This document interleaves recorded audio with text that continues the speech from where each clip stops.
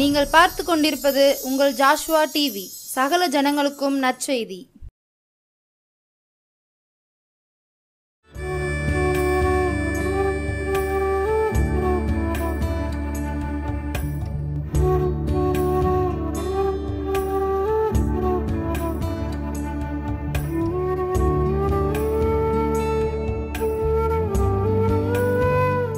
கர்த்தருடைய பரிசுத்த நாமத்துக்கு ஸ்தோத்திரம் உண்டாவதாக. மீண்டுமாய் உங்களை காண்பதிலே நான் மகிழ்ச்சி அடைகிறேன். இந்த நாளிலும் நாம் தியானிக்கும்படி தெரிந்து கொண்ட வேத வசனம் நீதிமொழிகளின் புத்தகம் 10வது அதிகாரம் 29வது வசனம். நீதிமொழிகள் 10:29.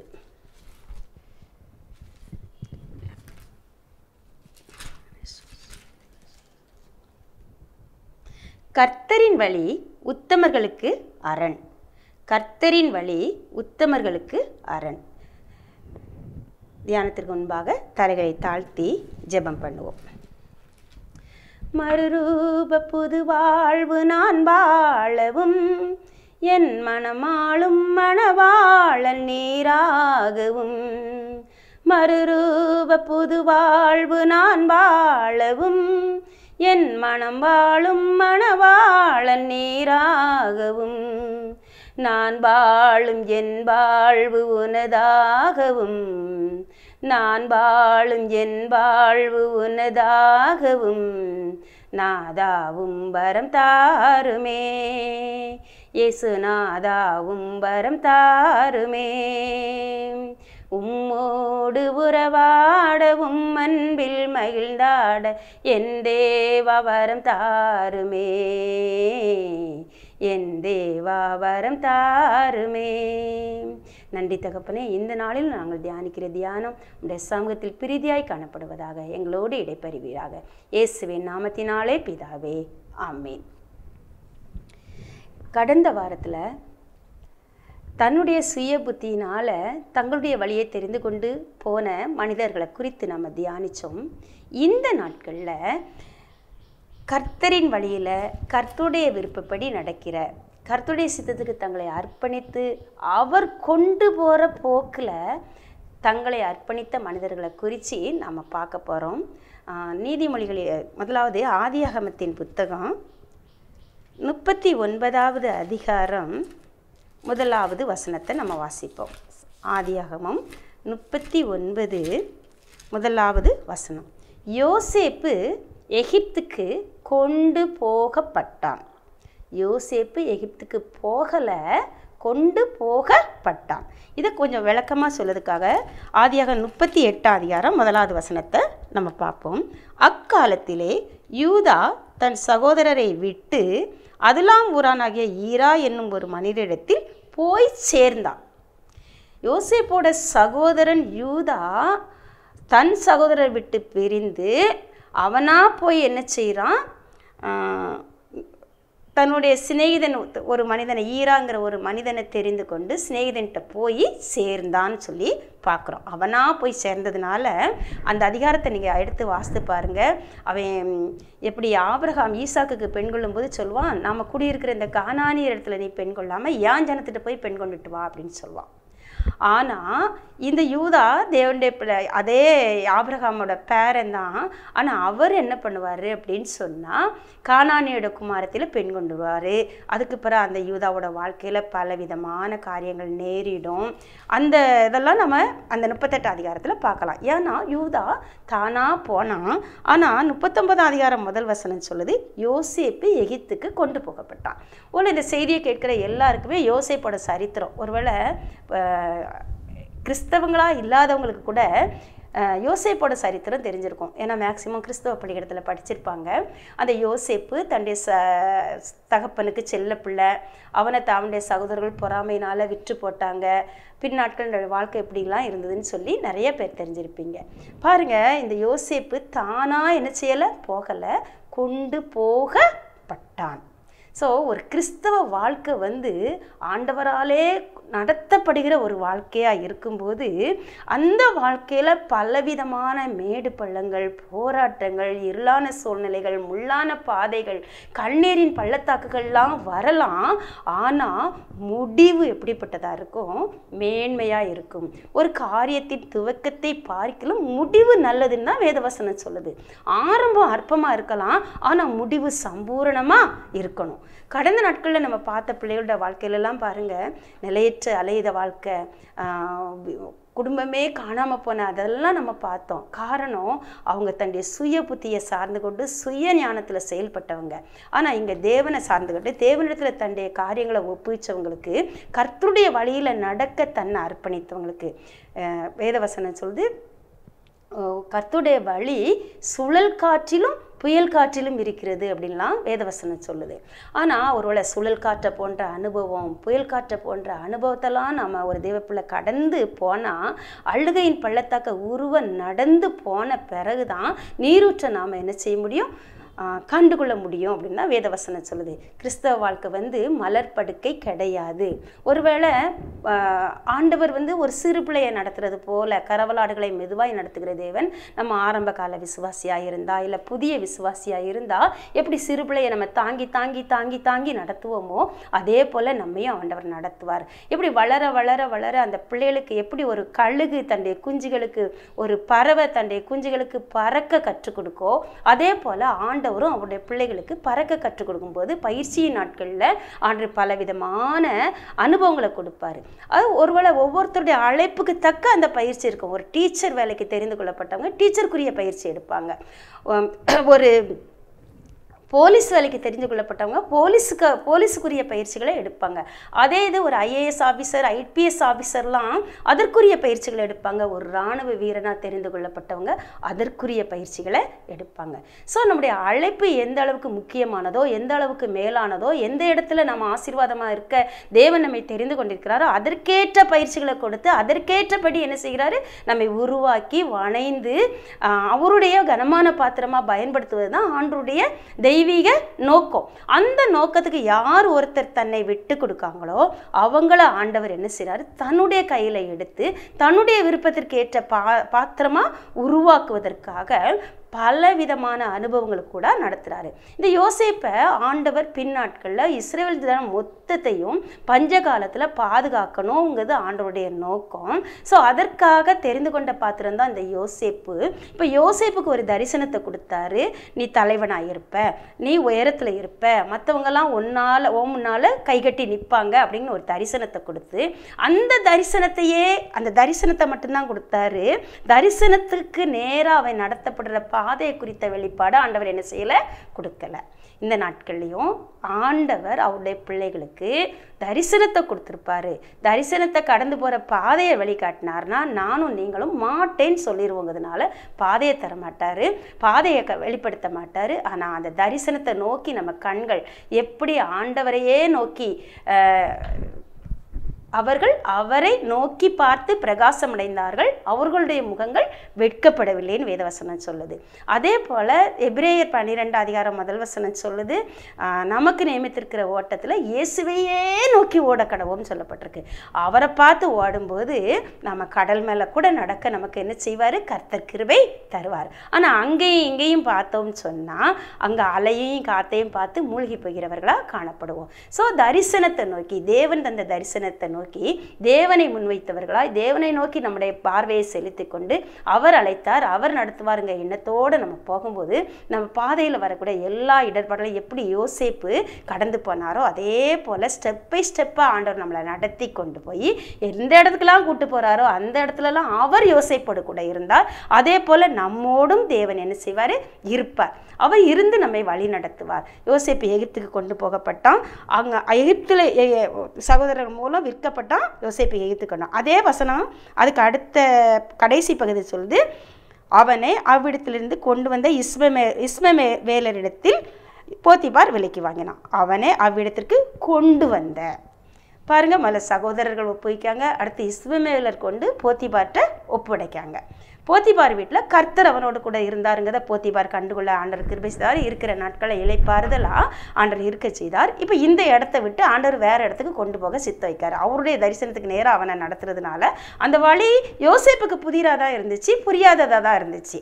ஆனால் ஆண்டவர் என்ன செய்யற, அந்த குடும்பத்தில் உள்ள ஒரு சகோதரியையே பயன்படுத்தி இப்போ ஆண்டவருடைய நோக்கம் யோசேப்பை சிறைச்சாலைக்கு கொண்டு போனோம். அதுவும் ராஜாக்கள் காவல் பண்ணுகிற சாதாரண குற்றவாளிகள் இருக்க சிறைச்சாலைக்கு இல்லை, ராஜ குற்றம் புரிந்தவர்களுடைய சிறைச்சாலைக்கு கொண்டு போகணுங்கிறது ஆண்டவருடைய சித்தம். அப்போ தான் அவனை ராஜ அரண்மனைக்கு வழி நடத்த முடியுங்கிறது ஆண்டவருடைய வழி.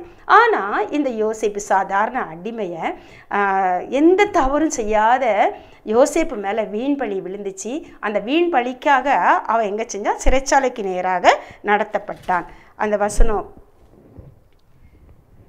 20வது வசனம் ஆதியாகமம் 39:20. யோசேப்பின் எஜமான் அவனை பிடித்து ராஜாவின் கட்டளையால் காவலில் வைக்கப்பட்டவர்கள் இருக்கும் சிறைச்சாலையிலே அவனை ஒப்புவித்தான். அந்த சிறைச்சாலையில் அவன் இருந்தான். கர்த்தரோ யோசேப்போடு இருந்து. இப்போ ஆண்டவரும் என்ன செஞ்சாரு, போத்திபார் வீட்டில் இருந்து யோசேப்பு இருக்கிற வரைக்கும் கர்த்தருடைய கிருபை, கர்த்தருடைய ஆசீர்வாதம் போத்திபாரோட வீட்டில் இருந்துச்சு. அதுக்கப்புறம் போத்திபார் வீடு என்ன ஆச்சுன்னு நமக்கு தெரியாது. ஆனால் இப்போ கர்த்தரும் யோசேப்போடே கடந்து சிறைச்சாலைக்கு என்ன செஞ்சிட்டாரு, வந்துட்டாரு. அங்கே சிறைச்சாலை தலைவனுடைய தயவு கிடச்சி அந்த இடத்துல அவன் அடிமையாக இருந்தாலும் கைதியாக இருந்தாலும் தலைவனாக இருக்கக்கூடிய கிருபையை ஆண்டவர் என்ன செஞ்சார், கொடுத்தாரு.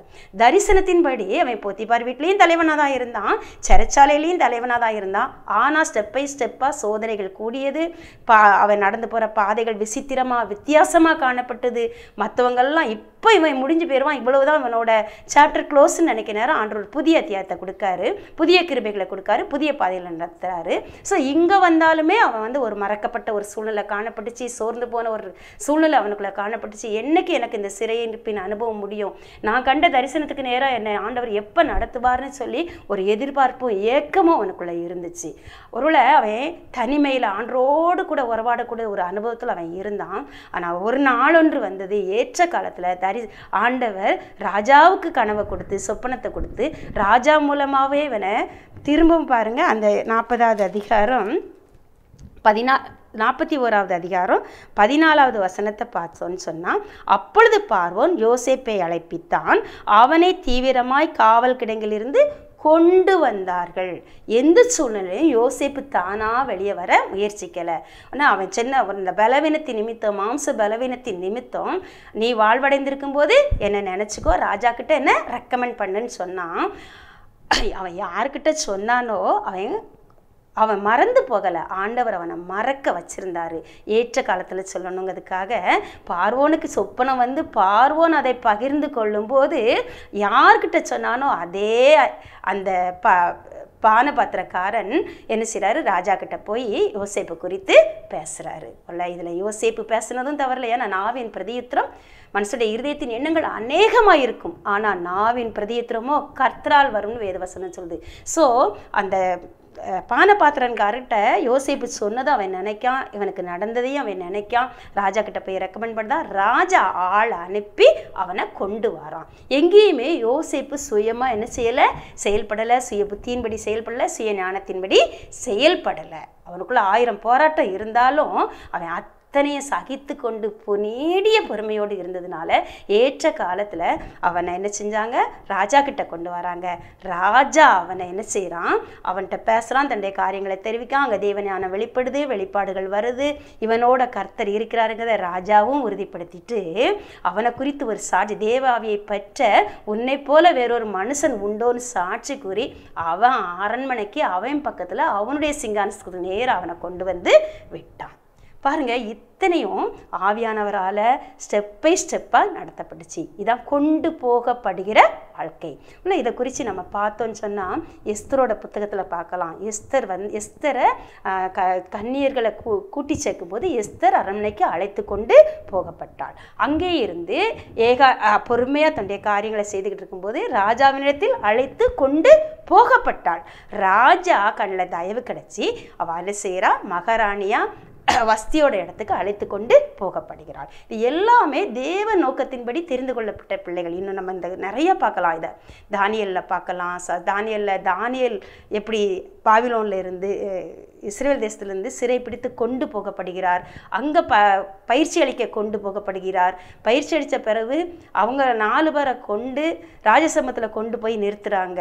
அங்கே எப்படிலாம் ராஜாவோட காரியங்களுக்கு தானியேல் 3 ராஜாக்கள் காலத்தும் 4 ராஜாக்கள் காலத்துலேயும் அவனுடைய காரியம் ஜெயமாக இருப்பதுக்கு நேராக தேவன் நடத்துகிறார். அவனை கொண்டு ஜெபிக்க வச்சு ஜனங்களோட சிறையிருப்பை திருப்புகிறார். தேவன் தன்னுடைய அநாதி தீர்மானத்தின்படி தெரிந்து கொள்ளப்பட்ட பிள்ளைகளை எந்த பிள்ளைகளை அவர் பயன்படுத்துவார்னா, யார் ஒருத்தர் கர்த்தருடைய வார்த்தையை அப்படியே ஏற்றுக்கொண்டு உம்முடைய வார்த்தையின்படி எனக்கு ஆக கடவுது, உம்முடைய சித்தத்தின்படி எனக்கு ஆக கடவுதுன்னு சொல்லி பரிபூரணமாக தேவனுடைய கர்த்தர் அந்த அப்பத்தை பிட்க மாதிரி தன்னை பிட்டு பயன்படுத்த ஒப்பு கொடுக்காங்களோ அவங்கள ஆண்டவர் அவருடைய உன்னத நோக்கத்திற்காக, உன்னத திட்டத்திற்காக, அவருடைய ராஜ்யத்தின் நோக்கம், அவருடைய ராஜ்யத்தின் திட்டம் நிறைவேறும்படி யோசேப்பு போல எஸ்தரை போல அழைத்து கொண்டு போகிறார். அந்த பாதை வித்தியாசமானதா, விசித்திரமானதா, வினோதமானதா, விளங்காததா தான் அவங்களுக்கும் காணப்படும், உலகத்துக்கும் காணப்படும்.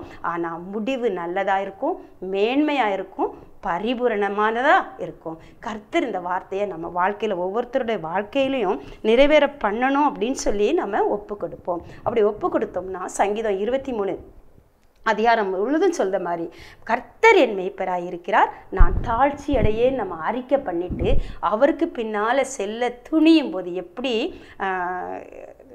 ஏற்கனவே நான் ஒரு நாள் 2 சகோதரர்கள் எங்கள் சர்ச்சில் உள்ளவங்க பேசிக்கிட்டு இருக்கதை நான் கேள்விப்பட்டேன். ஆட்டுக்குட்டியை அவுத்து விட்டுட்டு கிணத்துல குதி அப்படின்னு சொன்னான் ஒரு பையன். அப்போது சிரிச்சாங்க இவங்க எல்லாரும். அப்போ எதுக்கு அப்படி சொல்கிறாங்க அப்படின்னு சொல்லி நான் கேட்டேன். ஏன்னா அந்த ஆட்டுக்குட்டி என்ன செய்யுமா, தன்னோட முதலாளி தன்னை மேய்க்கிற அந்த மனுஷன் கிணத்துக்குள்ள குதிச்சா ஆட்டுக்குட்டியும் தன்னால் என்ன செஞ்சிருமா, பின்னாடி கிணத்துக்குள்ள குதிச்சிருமா. அந்த அளவுக்கு அந்த செம்மறி ஆட்டுக்குட்டி வந்து எஜமான் எங்கே போகிறாரோ அங்கெல்லாம் போகக்கூடிய, எஜமான் நடத்துகிற இடத்துக்கெல்லாம் எஜமானை நம்பி போகக்கூடியதாக காணப்படுமா. அப்படி ஒரு ஆட்டுக்குட்டிகளாக தான் ஆண்டவருக்கு முன்னால் நாம் இருக்கணும்னு சொல்லி ஆண்டவர் விரும்புகிறாரு. அப்படி என் எஜமான் நடத்துகிற பாதை தவறான பாதையாக இருக்காது. அவர் என்னை நேர்வழியாய் நடத்துகிறார், நீதியின் பாதையில் நடத்துகிறார், நியாயத்தின் பாதையில் நடத்துகிறார்னு சொல்லி நம்ம அர்ப்பணித்து போகும்போது அந்த நீதியின் பாதையில் ஜீவன் உண்டு, அந்த பாதையில் மரணம் இல்லைன்னு சொல்லி நீதிமொழிகளின் புத்தகத்தில் வசனம் சொல்லுது. நீதியின் பாதையில் ஜீவன் உண்டு, அந்த பாதையில் மரணம் இல்லை. இன்னொன்று நீதிமான்களுடைய பாதையோ ராஜ பாதைன்னு வேத வசனம் சொல்லுது. ஸோ அந்த பாதை அது ராஜ பாதையா, அதை உருவாக்கி தர வேண்டியது ஆண்டோடைய பொறுப்பு. கேள்வி கேட்காம பின்ன செல்ல வேண்டியது அவருடைய பிள்ளைகளாகிய நம்முடைய பொறுப்பு. ஒருவேளை அது நமக்கு மாறுபாடாக தெரியலாம், இருளாக தெரியலாம், கேள்விக்குறியாக தெரியலாம். ஆனால் ஆண்டவர் நேர்த்தியாக நடத்தி நீதியின் பாதையில் அந்த வேதவசனம் சொன்னபடி அவர் என்னை புல்லுள்ள இடங்களில் நடத்தி அமர்ந்த தண்ணீர்கள் அண்டையில் கொண்டு போய் விடுகிறார். அவர் தம்முடைய நாமத்தின் நிமித்தம் என்னை நீதியின் பாதைகளில் நடத்துகிறார். அப்படி நடக்கும்போது நான் மரண இருளின் பள்ளத்தாக்கில் நடந்தாலும் பொல்லாப்புக்கு பயப்படேன், தேவரீர் என்னோடு கூட இருக்கிறார். யோசேப்போடு கூட இருந்தது போல அது மரண இருளின் பள்ளத்தாக்கு மாதிரி காணப்பட்டா கூட அவர் என்னோடு கூட இருக்கிறார். அவருடைய கோலம் அவருடைய தடியும் என்னை தேற்றும். ஏற்ற காலத்தில் என் சத்துருக்களுக்கு முன்பாக எனக்கு ஒரு பந்தியை ஆயத்தப்படுத்தி என் தலையை அவர் எண்ணெயால் அபிஷேகம் பண்ணுவார். என் ஜீவனுள்ள நாளெல்லாம் நன்மையும் கிருபையும் என்னை தொடரும்னு சொல்லி நம்ம வெற்றி முழக்கமிட்டு யோசேப்பை போல எப்படி அந்த தரிசனம் அப்படியே 100% நிறைவேறிச்ச ஊரில் யோசேப்பு நினைச்ச மாதிரியும் இல்லை, அவருடைய சகோதரர்கள் நினைச்ச மாதிரியும் இல்லை, அவன் தகப்பன் நினைச்ச மாதிரியும் இல்லை.